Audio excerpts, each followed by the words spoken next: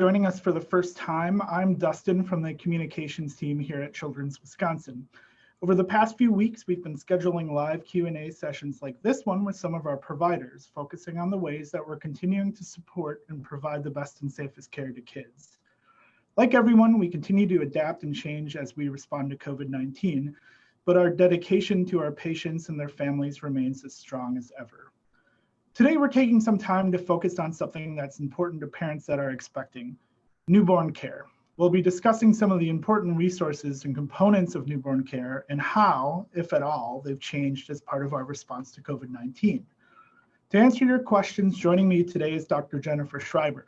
She's one of the talented pediatricians on our staff. While we've prepared some common questions for Dr. Schreiber, we're also encouraging you to post your questions as a comment. We'll provide some of them to Dr. Schreiber to discuss towards the end of this video, and any ones that we don't discuss on camera will follow up with you directly in the comments. Thank you so much for joining us today, Dr. Schreiber. You're welcome. Thank you for having me, Dustin. I look forward to taking some time to answer questions today. Great. Let's start by just reminding expecting parents about what resources are available to them as far as choosing a pediatrician at Children's Wisconsin. So we have many pediatricians available throughout our clinics that are in southeastern Wisconsin. You can learn more about each of the pediatricians at our website, which is chw.org. On the website, you can read biographies about different pediatricians. You can watch short videos with interviews with the pediatricians, and you can also read patient and family reviews about the pediatrician. Okay. Can you talk a little bit about what parents might want to consider when working to find a pediatrician that they like? Sure. So there's a few things to take into account when picking a pediatrician. So one of those things would be location. So in the first 2 years of baby's life, there will be many visits to the pediatrician. So it's often convenient to have a pediatrician's office that's close to home. Another thing to consider would be you want to have a pediatrician that you feel like you can relate to, someone that you trust, someone that's knowledgeable and competent, and someone you have confidence in. Getting references or recommendations from family and friends is also a good idea. Word of mouth can be helpful with that. If you pick a children's pediatrician, it can be nice because we have easy access to all of the great pediatric specialists located at Children's Wisconsin. Okay. Once a family's selected their pediatrician, one of the first appointments they'll have with them and their child will be their 48-hour appointment after birth. Those are still happening in person, correct? That is correct. All of the new baby visits, as well as the visits in the first 2 years of life, are happening in person. So in the first 18 months of life, there's so many things that can change and develop as the baby grows that we feel it's really important that we have in-person visits for those checkups. We're happy to have our telehealth options as well, but it's really important, especially for babies, to have them come into the office in person and have their checkups where they can get their vaccines. At the baby's first visit, it's usually a day or two after they've been discharged from the hospital, so they get weighed and measured, then they get thoroughly examined, they get checked for jaundice, which can be a yellow color to their skin. If needed, we can do a heel poke and check for their bilirubin level if needed. After the baby is checked out, then we spend the rest of the visit talking with parents about any questions, concerns that they have, and trying to focus on the important things that the baby needs to be doing in the first few weeks of life, which really is just feeding, sleeping, peeing, and pooping. So we try to kind of keep it simple and not try to overwhelm the parents as they bring their newborn into the office. Okay, that makes sense. I know we've made changes to our clinic experience to ensure patient and family safety in response to COVID-19. Can you tell us a little bit about what those are? So when you do visit one of our clinics, we are continuing to make them as safe as possible to come and visit. So there's social distancing being enacted when possible. Hopefully minimal time in the waiting room, if any time at all, or else you'll be taken right back to the room. All of the staff are wearing the appropriate PPE. Masks are required for all the providers, and we ask that parents and children also wear masks. If you have your own, that'd be great if you could wear that. If not, we're able to provide one for you. Children under the age of 2 are not recommended to wear masks. At this time, we just would like one parent or guardian per patient at the visit. And then we're also spacing out appointments so that there's minimal interactions between patients and families within the clinic. Okay. Just a minute ago, you mentioned well baby visits. I understand that there are multiple well baby visits planned in a child's first year and second year. Can you tell a little bit about what the purpose of all of those are for parents that might be unfamiliar? Yes, so babies grow and develop really rapidly in the first 2 years of life. So it's important to have frequent appointments to weigh and measure them, see how they're growing on the growth chart. It's also important for them to get their vaccines so they can stay up to date with their immunizations. We talk about anticipatory guidance, which is all the things that we want baby to be doing and to continue doing between one visit and the next. So there are a lot of visits I had mentioned. So that's that first visit right after the hospital. Then there's a 2-week visit. There's also a 1-month visit. At this time, we may or may not be having that visit, depending on how baby's feeding and growing. We may skip that visit, but that's up to your provider. Then there's a 2-month visit, 4-month, 6-month, 9-month, 12-month, 15-month, and 18-month. So it's every 2 to 3 months in the first 2 years of life. Okay. I know another extremely important aspect of newborn care is immunizations, which we have a whole nother Q&A we did a few weeks ago about. Can you just kind of remind our audience about why those are so important, especially right now? Yes, absolutely. So immunizations are a vital thing to help protect children against numerous vaccine preventable diseases. So many of those most important vaccines are given in the first 2 years of life. So it's really, really important that we keep the kids on track with their immunization schedule. The last thing we need in the midst of this pandemic is an outbreak of a vaccine preventable disease. So we really want to reassure parents that it's safe to come in and important that we keep their child on track. Okay. So we've talked a little bit about well child visits and vaccinations. What are some other important resources for newborn care that you want to make sure parents are aware of? Yeah, so we have multiple resources available. In order to support breastfeeding, we have lactation consultants at many of our clinics. There's also lactation consultants available through Children's Wisconsin. We try to support mothers and we screen for any mental health concerns in the initial visits. So there's a postpartum depression form that we give mom at the first few visits, just checking on how she's doing emotionally. There's tips and tricks located on the blog, which is through Children's. It's chw.org/newshub. Your pediatrician is always a great resource and they're available to reach out to by phone or MyChart. And there's also 24/7 care options available through Children's. Okay, so on the topic of those 24/7 care options, we have a number of different ones depending on your situation. Can you go a little more into those? Sure. So your pediatrician is always available by phone. Even after hours, you can call and you'll be connected with a nurse that will help talk you through whatever concerns or questions you have.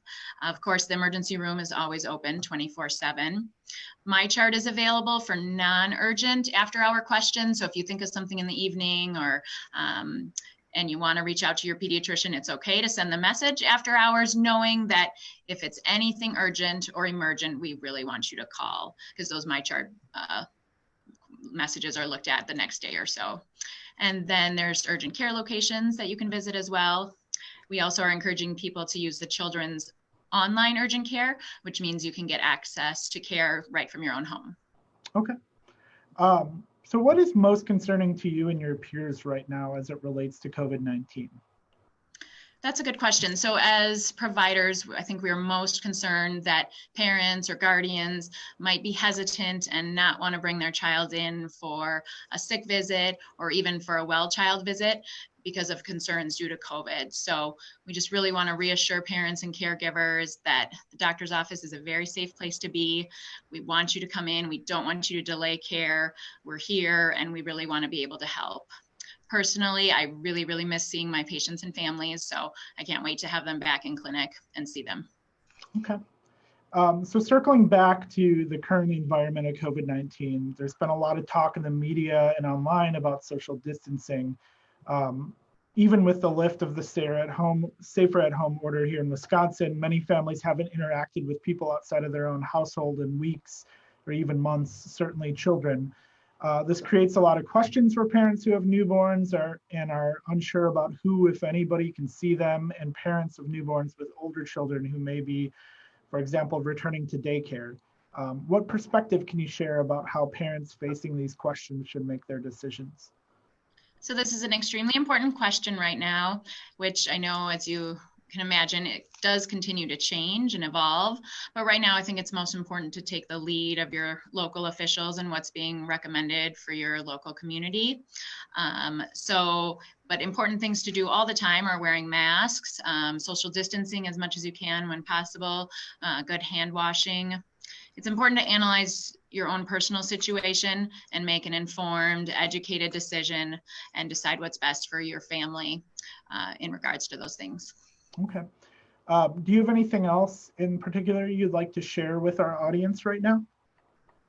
I would just like to reiterate that Children's Wisconsin is here. We're open. We want to help. We don't want you to delay care. It's a safe place to come. We will keep your child safe and healthy. And we really want to encourage you to come in if needed and to reach out with any questions. Okay. So we've had a few questions that were submitted in advance. Let's start with those. One of the first ones is, if a mother contracts COVID-19 at some point during pregnancy, is there any evidence to support the idea or thought that the baby may be born with antibodies to the virus? So that is a good question. As of now, there are just a few studies that have been done. Mostly they're from out of China due to the COVID outbreak there first. So right now, a few studies show that there is a small rate of transmission of the COVID virus from mom to baby, either around delivery or shortly after. So there's a small risk that way. And then more studies are needed now to decide if there is transmission of the virus from mom to baby while baby is still inside mom, and also if any antibodies would be transmitted to baby. So more studies need to be done to investigate that. Okay. What are some good recommendations for distancing in the days and months leading up to a child's arrival and immediately thereafter? So that is a good question. You want to, again, like we had talked about, use social distancing, wearing masks, good hand washing, trying not to touch your eyes, your nose, your mouth, trying to stay away from sick visitors or going to places where there's large gatherings. So it's something you can always reach out to your OBGYN or your pediatrician to discuss, but trying just to do your best to stay healthy as you get close to your delivery date is important.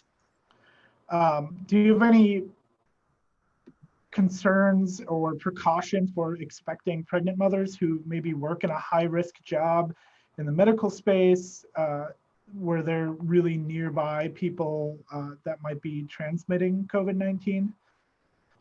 So at this time, there's no specific risk to mothers that are pregnant. So as long as the mom that's expecting feels that she has the appropriate PPE and feels protected, we feel that it's safe for her to continue doing her job. And if there's any concerns, that she can reach out to her employer. Okay. Are there any changes to recommendations for family members, such as grandparents, as far as which vaccines they should get for being around a newborn? So it is still recommended that parents and caregivers, including grandparents, are up to date on their Tdap vaccine. So that helps protect the baby from getting pertussis. So it's the P part of the Tdap vaccine. It's tetanus plus the whooping cough that we want to help protect baby against. The annual influenza vaccine is important for all caregivers to get. And at this time, we don't have any information on the COVID vaccine yet. Okay. What are pediatricians recommending as far as quarantining and visitors after a baby is born and at home? What specific restrictions should parents and families follow, if any? So just like before COVID, in the first 2 months of life, babies can be very susceptible to getting sick. And so even before COVID, we wanted babies to stay home. We didn't want a lot of visitors. We didn't want any sick visitors. So those same recommendations continue now. If for some reason someone in the home does get ill, ideally if they could be quarantined outside of the home, that would be great. But I know that's difficult at some times. So if needed, if they could be quarantined in the home in a separate place away from baby, that would be most most helpful until the baby gets older and gets their vaccines. Okay. And the last one of these pre-submitted questions are any thoughts that you might have on transitioning a baby from quarantine and being around only mom and dad to starting daycare? So we feel that as long as the baby is up to date on their vaccines, ideally they got their 2-month set of vaccines, and that daycare is essential, then we feel it's safe for the baby to go to daycare, knowing that each daycare may be unique and have different restrictions now on when the baby has to go home, depending on symptoms, temperature, and those kind of things. So each daycare will have their rules regarding that. Okay. So now we'll check and see what questions we have submitted online. I know there were a few. Yep. Let's start with, how does COVID-19 affect newborns? So at this time, we're not checking babies automatically for the COVID virus, but depending on symptoms, we're learning more and more as this virus evolves. But with newborns, there can be feeding difficulties, there can be trouble breathing, there can be sneezing, cough, runny nose, and possibly fever. Okay. Okay. If a nursing mom were to test positive for COVID-19, should she stop nursing or pumping and start using baby formula instead? No, we feel that it's very important for baby to continue to get all the benefits of breast milk. And so even if mom does test positive for the COVID-19, we would like her to keep pumping so that baby can get her breast milk, and then just using good hand washing and proper hygiene with washing pump parts and all of those things to help prevent the transmission. But the breast milk is safe even if mom is sick with the virus. Okay. Okay. One more. I think you addressed this early on, but just had a few more questions about it. How are children being separated or taken into rooms quickly for well child visits to avoid interaction with other patients in waiting rooms and things like that? That's a good question. So each clinic is working on kind of a new way of rooming patients. For patients that have MyChart, being able to check in online before they arrive to their appointment helps, so that there's limited time in the waiting room with giving insurance information and those kind of things. So if you have MyChart, checking in online is a great thing to do. And then because we're spacing out the visits, there's not as many patients coming into the waiting room at the same time. So ideally our staff is ready to take the patient back right after the front has received all the information that they need. Okay. Is that it? Great. Well, thank you again, Dr. Schreiber. We really appreciate you taking the time today. As always, if you have questions about Children's Wisconsin or COVID-19, we encourage you to visit our website, chw.org/coronavirus. There's all kinds of resources, from details about our locations to blogs about how to talk to your kids about COVID-19.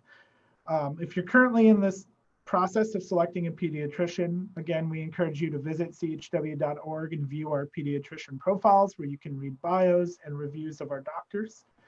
And of course, if your child needs medical attention, remember we are here, we are open. Through our telehealth options, including children's online urgent care to well child visits at our clinics, we are taking all of the necessary precautions to keep you and your child safe and well as we make it through COVID-19 together. Join us next week, Tuesday, for another live stream where we will be exploring the role of testing in our response to COVID-19. Thank you all so much for watching, and thank you again, Dr. Schreiber. You're welcome. Thank you for having me.